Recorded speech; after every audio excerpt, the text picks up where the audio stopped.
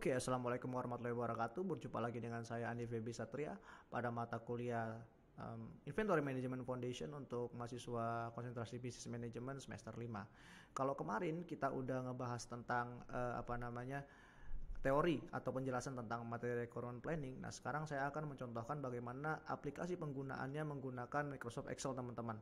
Jadi, perlu berapa lama, langsung aja kita mulai penjelasannya, teman-teman ya. Nah, di sini pada Microsoft Excel teman-teman harus buka dulu ya Microsoft Excel-nya, teman-teman. Terus nanti di sini isikan dengan nama dengan kolom nama barang, terus ada lead time, terus ada load size. Ini load size ya, teman-teman ya. Terus ada periode, gross requirement, schedule receipt, on hand, net requirement, plan order receipt, dan plan order release. Penjelasan dari masing-masing komponen ini udah terdapat di podcast ataupun video sebelumnya, teman-teman ya. Nah, sekarang kita akan menghitung, teman-teman ya. Menghitung struktur produk. Pertama kan kita harus tahu dulu nih kira-kira berapa jumlah permintaannya. Kalau jumlah permintaannya kan di sini adalah 57 unit, teman-teman ya. Nah, ini saya hapus dulu aja biar kita lebih enak.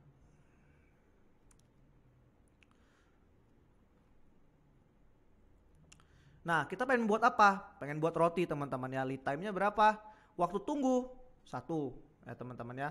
1 periode nih, teman-teman ya. Lot size-nya berapa? 1. Kita perlu 1 roti, teman-teman ya. Nah, menurut soal kita punya sisa bahan baku sebanyak 8 unit. Maka kita tulis 8 di sini, teman-teman. Terus sisa bahan baku ini bisa digunakan di periode pertama. Artinya kita akan tulis di sini 8. Nah, kita punya peramalan sebanyak 57 unit. Nah, sesuai dengan asas dari master production schedule, maka 57 unit tadi akan kita bagi ke 8 periode, teman-teman. Maka kurang lebih ada 7 ya per periodenya. Kita tulis dulu 7, 7, 7, 7, 7, 7, 7, 7. Nah, kita lihat nih jumlahnya berapa. Ya kan? Kita sama dengan sum. Kok cuma 56, Pak? Nah, menurut asas dari master production schedule, maka teman-teman ya, kalau misalnya ada kekurangan, kita tambahkannya di akhir-akhir, teman-teman ya. Jadi di sini kita tambah jadi 8. Kalau misalnya dia nanti peramalannya ada 58, Pak, maka ini dibagi rata, 8-nya di sini dan juga 8-nya di sini. Jadi nggak di sininya jadi 9, teman-teman ya. Ininya nggak jadi 9, ininya nggak jadi 7. Nggak begini, teman-teman. Tapi yang lebih tepat ini 8. Ini 8 dan ini jadi 8 juga, teman-teman. Gitu. Nah, ini kebetulan kita punya peramalan permintaan ada 57 unit. Jadi kurang lebih gross requirement-nya seperti ini, teman-teman ya. Nah, setelah itu kita harus menghitung apa nih? Menghitung on hand di hari pertama. On hand hari pertama itu gimana caranya? Rumusnya apa? Sama dengan on hand hari ke-0 ditambah schedule receipt hari pertama dikurang gross requirement hari pertama. Tinggal kita seperti ini, kita drag. Nah, ini kan ada hasil yang minus ya. Ada min 5, min 12, min 19, min 26, min 33, min 41. Ini semuanya kita bikin 0. Setiap kita menemukan angka minus pada tabel ini, kita ganti jadi 0 semua, teman-teman.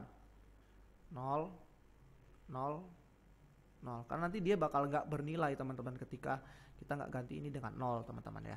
Ini kita nolin dulu semua. Oke. Setelah itu kita nyari net requirement. Rumusnya apa net requirement? Kita lihat di sini rumusnya net requirement apa? Gross requirement hari ke-1 atau periode ke-1 dikurang on hand hari ke-0, teman-teman ya. Nah, ini teman-teman. Gross requirement ke-1 on hand hari ke-0. Ini ya berarti ya. Nah, seperti ini ya. Nah, terus ini tinggal di drag aja seperti ini, teman-teman. Set, dah. Dan ini ketika kita menemukan 0 di sini, maka kita akan langsung ganti kita minus di sini, kita ganti dengan 0 aja, teman-teman. Nah, plan order receipt menurut ini apa? Samakan aja dengan ini, teman-teman ya.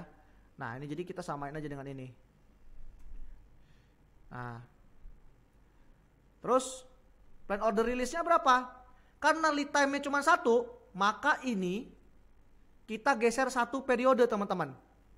Yang biasanya kita mulai dari periode ketiga, maka kita mulai dari periode kedua. Kenapa? Karena lead time-nya cuma 1 jaraknya. Kalau misalnya lead time-nya di sini 2, maka ini digesernya jadi 2 dari sini mulainya teman-teman ya. Paham sampai sini ya? Nah terus ini karena memang dia 1, maka kita taruhnya di sini teman-teman. Seperti itu. Nah ini untuk di level 0 teman-teman ya. Nah sekarang kita pengen tahu di level 1-nya teman-teman. Karena turunan dari roti ini kan ada berapa item yang harus dilakukan di level ke-1 produksi teman-teman. Ada tepung, ada telur, ada ragi, ada gula dan selai, dan juga ada habis ya teman-teman ya. Nah jadi gini teman-teman, kita samakan apa yang udah ada di level 0 atau plan order list di level 0 ini, kita samakan di cross requirement di level 1. Tapi kenapa kok ini jadi 10 pak? Harusnya kan ini 5. Nah ini 5 tuh harusnya, tapi kok kenapa ini jadi 10 teman-teman? Karena dia lot size-nya 2. Untuk membuat satu roti diperlukan 2 ons tepung, maka dikali 2 teman-teman. Nah jadi ini adalah 10, karena 5 dikali 2, ini adalah 7 dikali 2, 14 dan lain sebagainya sampai 16 nih teman-teman ya. Nah itu dihitung lagi sesuai dengan apa yang udah kita lakukan di sini tadi teman-teman. Kayak yang di sini tadi kita ngitung di sini teman-teman ya. Nah setelah kita hitung sudah selesai ini teman-teman. Nah kita sesuaikan lagi nih teman-teman. Karena lead time-nya cuma 1, yang awalnya dimulai dari sini, kita geser 1 periode kan. Jadi di periode ke-1 teman-teman. Ini disesuaikan ya, load size-nya berapa gitu teman-teman ya. Per ini teman-teman. Nah kalau udah, kan kita punya lagi nih, punya di level kedua. Di level kedua kita itu ada barang yang digunakan untuk membuat selai teman-teman. Yaitu apa? Gula dan perasa. Untuk membuat gula dan perasa diperlukan 1 unit ataupun 1 ons gula dan 1 ons perasa. Nah ini teman-teman ya, ini kan gini logikanya, kita harusnya kan menggunakan selai, nih jumlah selai ini, atau plan order release dari selai ini ke sini dipindahkan. Tetapi kenapa kok ini jadi 5 pak? Karena untuk membuat 2 ons selai diperlukan 1 ons gula dan 1 ons perasa. Kalau misalnya kita memerlukan 3 untuk membuat 3 ons selai, kita memerlukan 2 ons gula dan 1 ons perasa teman-teman. Maka gulanya di sini akan 10 karena lot size-nya ada 2. Jadi ini bakal 10, ini bakal 14, ini bakal 14 juga gitu teman-teman ya. Tapi karena dia memang memerlukan 1 unit untuk untuk membuat 2 ons selai, maka diperlukannya hanya 1 aja. Jadi 2 dibagi 2 nih teman-teman. Jadi 1 aja nih. Yang harusnya 10 jadi 5 teman-teman ya.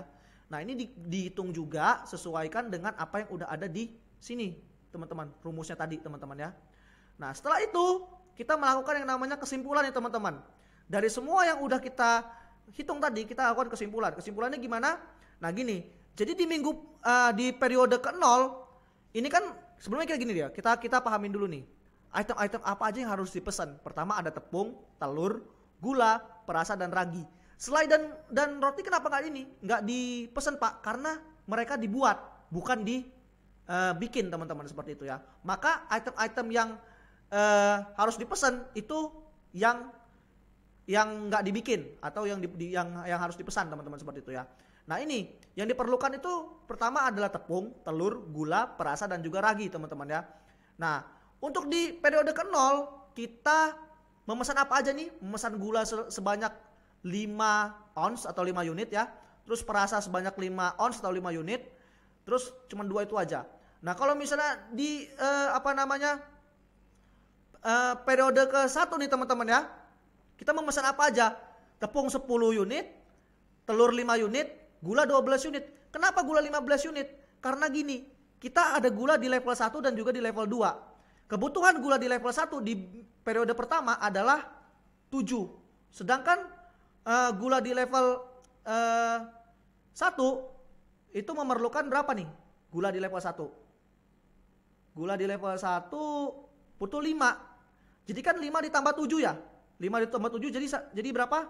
12 teman-teman ya. Maka di sini kita perlu ada 12 pemesanan gula. Jadi kita memesan 10 unit tepung, 5 unit telur, 12 unit gula, 7 unit perasa dan 5 unit ragi teman-teman. Dan kita melakukan itu keseluruhannya seperti itu. Jadi di periode kedua kita memesan 14 unit tepung, 7 unit telur, 14 unit gula, 7 unit perasa, dan 7 unit ragi teman-teman. Dan kita lakukan itu ke seluruh daripada tabel ini teman-teman ya. Jadi cara membacanya seperti itu ya. Untuk lebih jelasnya mungkin ada di sini tentang kesimpulan. Teman-teman bakal saya kasih juga nanti tentang ini, kesimpulannya seperti ini teman-teman ya. Nah, jadi apa aja yang harus dipesan. Nah, seperti itu teman-teman. Oke teman-teman, demikian tutorial singkat penggunaan Excel pada materi recurrent planning yang dapat saya jelaskan. Kurang lebihnya saya mohon maaf. Saya akhiri. Wassalamualaikum warahmatullahi wabarakatuh.